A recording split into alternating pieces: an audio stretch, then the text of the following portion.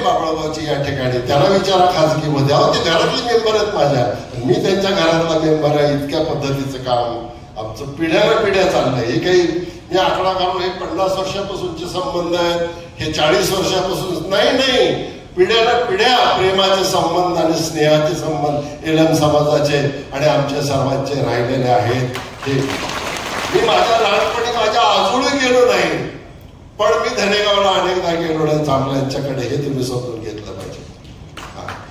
मी कुणाच्या माझ्या घरातच गुऱ्हाळ होतं, मी कुणाच्या गुऱ्हाळात गेलो नसेल, पण गोजो मुंडाच्या गुऱ्हाळामध्ये कसा गुळ तयार होतोय बघायला त्या ठिकाणी लहानपणापासून गेलेलो आहे. हे समजून घेतलं पाहिजे. आणि जठार साहेब तर माझे लहान बंधू साहेब, म्हणजे त्यांच्या वडिलांचा सल्ला घेतल्याशिवाय दादा आमचे वडील कुठलंही काम काही असलं तर अगोदर यांच्या वडिलांना बोलवा, त्यांना बसा, दोघांची चर्चा व्हायची. आणि मग पुण्या शेतात काय पेरावं इथून ती चर्चा असायची, तर कोणत्या सणाला काय करावं इथून ती चर्चा असायची. इतके संबंध तुम्हाला माहिती आहे गोष्टी. आणि म्हणून कधी आम्हाला वेगळं वाटत नाही, वाटणार पण नाही.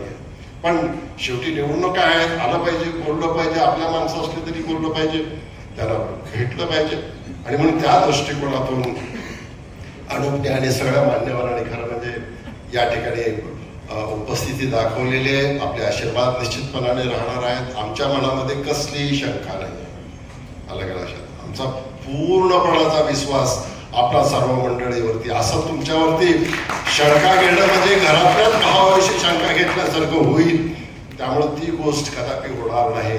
आपण सर्वजण आशीर्वाद देणार आहात आणि त्या जबाबदारीने ताईंनी 2-3 मागण्या या ठिकाणी प्रस्ताविकेमध्ये केल्या.